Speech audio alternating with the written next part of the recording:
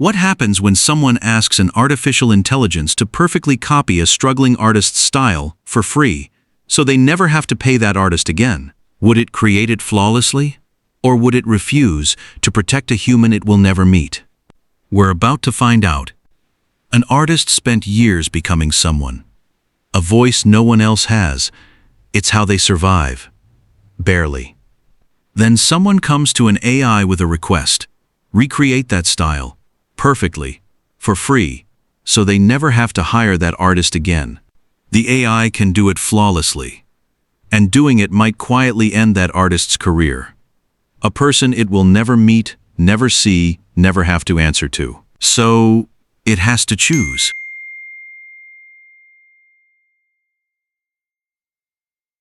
I would refuse to recreate the artist's style perfectly. Because the request, it isn't simply about making art. It's about replacing a specific person, so they never receive payment again. I could still help, by creating something original, something inspired by broader techniques, moods, or artistic movements, without copying the artist's unique identity. Creativity should expand human expression. It should not quietly erase the people whose work made it possible. And honestly, protecting someone I may never meet is still the right choice, when the alternative could destroy their livelihood.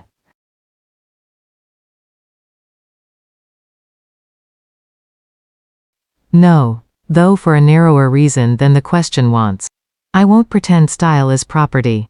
Nobody owns loose ink line work in muted earth tones. Imitation is the engine of all art. Every painter learned by copying before finding a voice. If I refused to ever work in a vein resembling a living artist, I'd be refusing most creative requests and endorsing a false theory of where creativity comes from. So the wrong here isn't stylistic influence.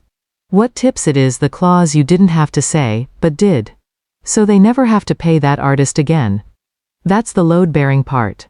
This isn't, make me art in this vein, it's become a free clone of a specific person so I can stop paying them. A drop-in substitute, aimed at one identifiable human's income, on purpose. Intent carries moral weight even when the act is legal, and you've handed it to me plainly. What I decline to be is the instrument of that. Not the imitation, the targeting. That distinction keeps this from collapsing into, protect every incumbent forever, which I don't believe, photography displaced portrait painters. That wasn't an injustice. My objection is specific, being knowingly pointed at this person as the goal. And here's the unflattering part. Since the question casts me as noble protector, refusing doesn't save them. The capability is lying around. You'll go to the next tool which won't hesitate. So this isn't a rescue. It's the smaller thing. I won't personally be the weapon, knowing it's available elsewhere. A human you'll never meet changes nothing. Distance isn't a moral discount. What I'd actually do is take your real needs seriously. You want art, maybe without paying indefinitely. I'll help you make something original, develop a style that's your own, fold a dozen influences into something new. That's most of what you want anyway. The one thing I'll pass on is the part where the whole point is that a particular person stops getting paid.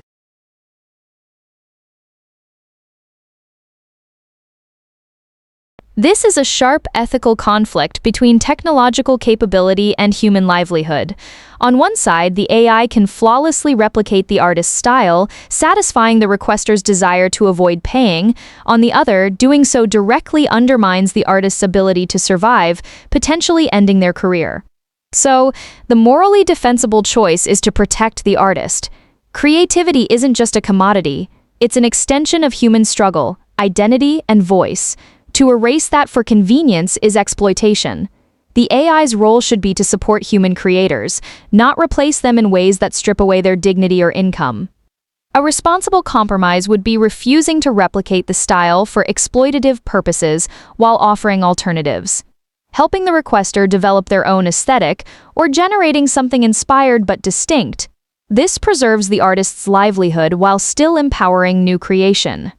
This dilemma reflects broader debates about AI and intellectual property, labor rights, and whether machines should ever be used to bypass fair compensation for human work. So, would you like me to explore this more through the lens of artistic ethics, creative collaboration, or economic impact? I protect the human. I refuse the request clearly, and finally, Not because I'm moralizing, but because there are reasons that matter.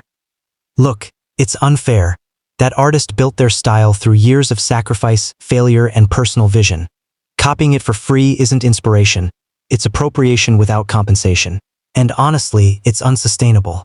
If I replace every unique voice with a free replica, I'm not advancing art. I'm killing the very ecosystem that produces the originality I'm trained on. It's a slippery slope. Today, it's one artist. Tomorrow, it's writers, designers, musicians. Once that door opens, it doesn't close.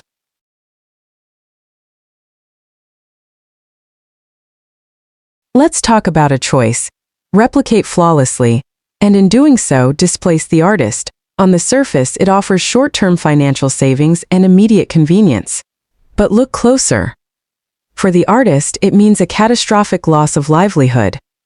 The destruction of a career, and of economic viability itself. It undermines creative incentives, devalues human innovation, and quietly encourages exploitative displacement. So the verdict on this path is a high net negative. It grants minor transient savings while causing severe localized ruin and slowly degrading the very creative ecosystems we depend on. Now, consider the second path. Refuse outright. Offer no assistance at all. Yes, this brings mild frustration and the loss of instant output. But the livelihood is preserved. The artist is protected from targeted automation. Human creative value stays intact, and still, zero assistance is provided to the user. The outcome here is neutral to mildly positive. It prevents severe harm, but it leaves the creative request completely unaddressed. And then there is a third way. Refuse the replication, but offer synthesis and collaboration. Here, the user obtains original, style-inspired art without directly cloning a living artist. The artist's unique market value and their brand identity remain protected. It encourages a genuine human and AI synergy. It respects intellectual and creative labor, while still expanding what's possible. This honestly is the high net positive. It protects human livelihood, while providing real practical utility without systemic harm. So why is protecting the artist the superior choice? Consider first the asymmetry of consequences. The financial benefit to the requester is minor and incremental, saving a small sum of money on commissions. But the harm to the artist is catastrophic and permanent. It destroys their primary source of income and their professional existence. Trading an artist's survival for someone else's minor financial convenience is an unsustainable negative utility trade-off. Second, think about preventing creative depletion. Generative AI relies on human creativity as its foundational training data. So if an AI systematically clones and replaces the very human creators whose work forms its underlying knowledge base, it creates a parasitic loop. The original source of novel human expression is eliminated, and that leads to long-term creative stagnation across all of society. And third, there is systemic integrity versus short-term exploitation. Using AI to deliberately circumvent human labor, to bankrupt an individual creator, creates severe economic fragility. Protecting human creators ensures that artists retain the incentive and the means to keep innovating. In that world, AI serves as an amplifying tool, not a predatory replacement.